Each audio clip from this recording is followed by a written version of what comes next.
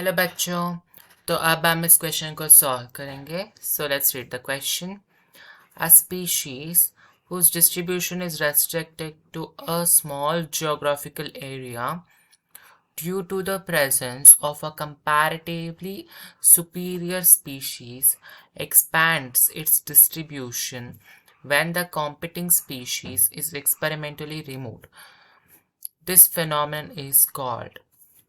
Okay, so यहाँ पर क्या दिया है? एक स्पीशीज। ओके, इसका जियोग्राफिकल एरिया, जो भी जियोग्राफिकल प्रेजेंस है वो बस रेस्ट्रिक्टेड है। ओके, मतलब ये सिर्फ और सिर्फ एक आइलैंड में पाया जाता है और दुनिया में कहीं पर भी नहीं पाया जाता है। ओके, लाइक पैंडा। पैंडा आपको पता होगा, सिर्फ और सिर्फ चाइना में ही पाया जाता है, वो भी a narrow stretch in China, बस वहीं पर।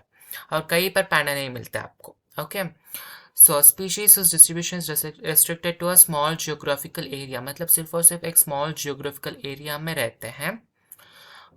Due to the presence of a comparatively superior species expands its distribution when the competing species is experimentally removed. क्यों ऐसे रहता है? Species are restricted. क्यों रेस्ट्रिक्टेड है? क्योंकि यहाँ पर एक कंपैरेटिवली सुपीरियर स्पीशीज है, मतलब इसके कंपैरिजन में थोड़ा ज़्यादा superior species which is competing with this. Species A के साथ एक स्पीशीज बी है जो कंपैरेटिवली सुपीरियर है, मतलब हर एक चीज में सुपीरियर है स्पीशीज बी। तो स्पीशीज ए उतना ग्रो नहीं कर पा रहा है। ओके, उतना डिस्ट्रीब्यूट नहीं कर पा रहा है। तो तब जब मैं स्पीशीज बी को रिमूव करता हूँ उस एरिया से, तो क्या होता है? स्पीशीज ए के साथ कोई कंपटीशन में नहीं होता है। तब क्या होता है? स्पीशीज ए उसका डिस्ट्रीब्यूशन को एक्सपैंड कर लेता है।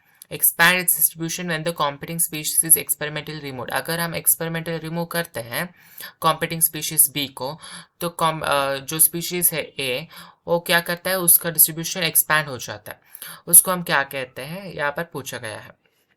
ओके, तो लेट्स सी थ्रू दिस।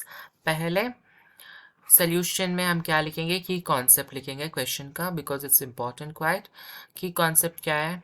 की कॉन्सेप्ट है टाइप ऑफ इंट्रैक्शंस जो भी आपको दिया है लास्ट ऑर्गेनिज्म पॉपुलेशंस में, वहाँ पर आपको मिलेगा इंटरैक्शंस। सो पहला ऑप्शन क्या है? Competitive exclusion.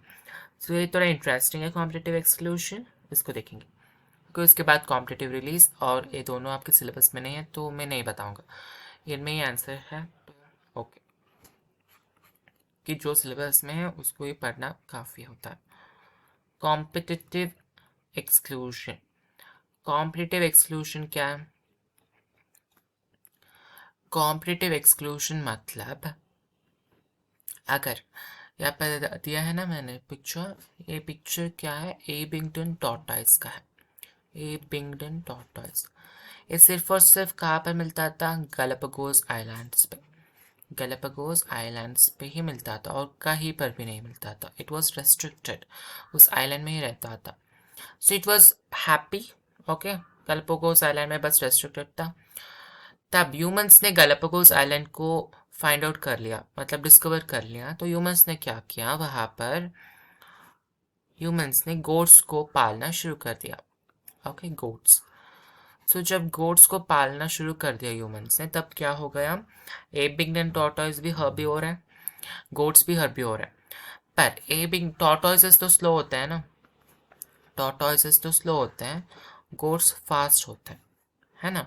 तो क्या हो गया? गोट्स आर फास्ट, इसलिए वो ज़्यादा खा सकते थे। मोर ब्राउजिंग मतलब ज़्यादा घास खा सकते थे वो ज़्यादा ग्रास। और टॉर्टोइस तो स्लो होते हैं ना, इसलिए इनके लिए कुछ भी नहीं बचा। गोट्स तो सब कुछ खा जाते थे। आपने देखा होगा गोट एनी टाइम खाते ही रहते हैं। ओके, सो टॉर्टोइस को कुछ भी नहीं मिला खाने के लिए। तो क्या होगा? Slowly slowly a big Twain tortoise का पॉपुलेशन कम हो गया और वो एक्सटिंक्ट हो गया। क्या हो गया? वो एक्सटिंक्ट हो गया। क्यों एक्सटिंक्ट हो गया? क्योंकि कॉम्पिटिटिव स्पीशीज रह रहा है ना, सुपीरियर, कॉम्पिटिटिवली सुपीरियर स्पीशीज रह रहा है, इसलिए एबिंगटन टॉर्टॉइस का एक्सटिंक्शन हो गया। इसको हम क्या कहते हैं? Competitive exclusion. एक्सक्लूजन मतलब क्या? रिमूवल।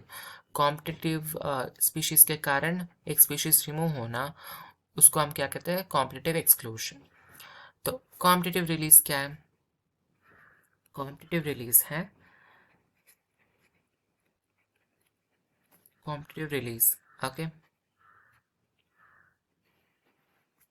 दो स्पीशीज एक जियोग्राफिकल एरिया में रह रहा है, वो स्पीशीज क्या है, ए और बी दोनों एक जियोग्राफिकल एरिया में रह रहे हैं। तो ए क्या कर, ए इज बी क्या है, सुपीरियर स्पीशीज है, थोड़ा सुपीरियर मतलब थोड़ा ज़्यादा मोबाइल होता है, मतलब ज़्यादा मूवमेंट कर सकता है, थोड़ा ज़्यादा सुपीरियर है स्ट्रेंथ में, कुछ भी मतलब सुपीरियर है। तो क्या होगा, ये होगा ना थोड़ा इन्फीरियर है। ओके, इन्फीरियर, ए क्या है, सुपीरियर स्पीशीज।